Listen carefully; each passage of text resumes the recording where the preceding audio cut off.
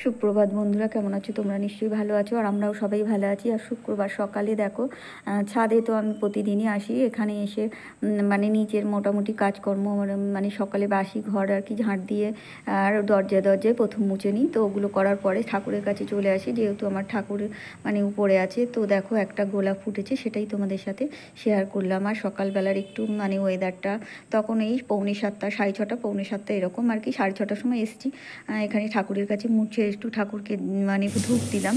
তো তারপর দেখো তোমাদের একটু বাইরের ওয়েদারটা দেখালাম, আর একটা গোলাপ ফুল ফুটেছিল সেটাও তোমাদের দেখালাম।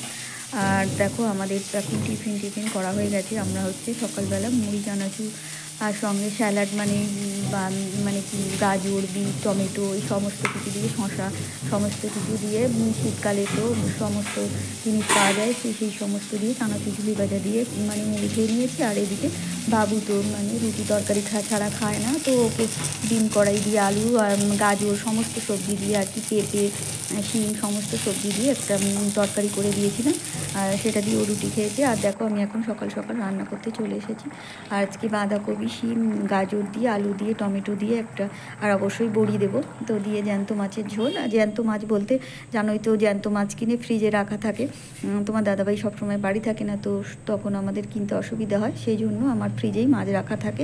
তো এটা জ্যান্ত মাছ কেনা ছিল, পোনা মাছ, তো সেটা দিয়েই আজকে ঝোল করে নিলাম। আর এটা হচ্ছে ডিম কড়াই আলু টমেটো পেঁয়াজ দিয়ে আর বড়ি দিয়েছি দিয়ে, আর ওই ভেটকি মাছের যে মানে এক চির আর কি, এক চালা আর কি মাথা ছিল, সেইটা দিয়ে আর কি তরকারি করে নিয়েছি। আর এইদিকে ভাত, আর এই মানে বাঁধাকপি দিয়ে মাছ দিয়ে ঝোল বড়ি দিয়ে, আর এদিকে তরকারি। আর আগের দিনের ডাল ছিল, তো সেই এক বাটি ডাল ছিল। এই হচ্ছে আজকে আমাদের লাঞ্চ মেনু, মানে সেই জন্য আর কিছু হয়নি, এইটুকু দিয়েই আজকে লাঞ্চটা আর কি সারতে হবে।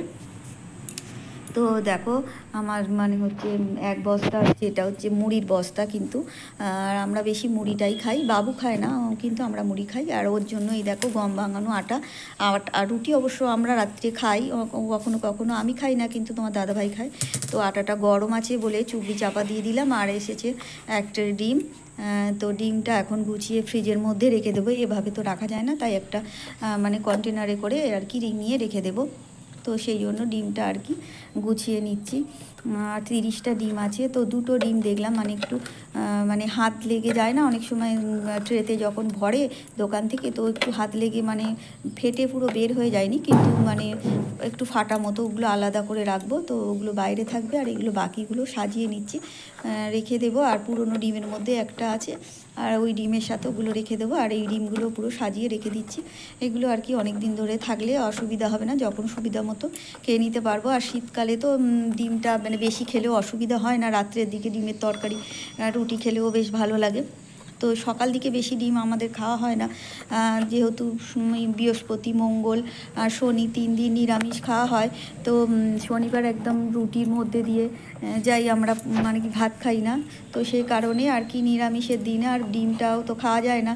আর এমনি বাকি কদিন মানে রবিবার চিকেন হয়, আর বাকি দিনগুলো আর কি আমাদের বেশিরভাগ সময় মাছই হয়। তো ডিম রাত্রের জন্যই বেশি হয়ে থাকে, রাত্রের জন্য হয়তো ডিমের তরকারি বা ডিমের কালিয়া যাই কিছু হোক না কেন, সেটা রাত্রের জন্যই বেশি হয়। যাই হোক কখনো কখনো মোগলাই এইসবও খেয়ে থাকি। তো দেখো এখন সন্ধে হয়ে গেছে, আর সন্ধেবেলায় শীতের সন্ধে মানে একটু সবসময় বেশি পকোড়া টকোড়া খেতে বেশ ভালো লাগে। আর এটা হচ্ছে আলুর পকোড়া হবে, আর এখানে হচ্ছে ফুলকপির মানে পকোড়া মতো করে নেব। তো সেই জন্য দেখো বেসনটা গুলে নিয়েছি, আর সমস্ত মশলা দিয়ে দিয়েছি, দেখলে তো লঙ্কা গুঁড়ো হলুদ গুঁড়ো জিরে মরিচ গুঁড়ো আর কাঁচা লঙ্কা কুচি সমস্তই নিয়েছি। আর ধনে পাতাটা আমরা কিন্তু কমই খাই, কারণ তো যেহেতু মানে গ্যাস হয়ে যায় না, পাতা বা শাক জিনিস জাতীয় জিনিসে বেশি গ্যাস হয়ে যায়, সেই জন্য চেষ্টা করি আর কি তরকারির মধ্যে, মাঝে মধ্যে শীতে খাওয়া হয় সেটা নয়। আর বাবু একদম পছন্দ করে না, সেই জন্য আমরা ধনে পাতাটা কমই আর কি ব্যবহার করি সমস্ত তরকারিতে। তো দেখো ধনে পাতাটা সেই জন্য কেনা ছিল না, আর আমি এইভাবে কিন্তু ফুলকপির পকোড়াগুলো করে নিচ্ছি। তো ভালোই লাগে গরম গরম শীতকালের দিনে পকোড়া খেতে। আর বাকি আছে আর কি আলু পকোড়া, ওগুলো করে নিলে রাত্রে সন্ধেবেলা আর কি একটু চা খাওয়া হবে।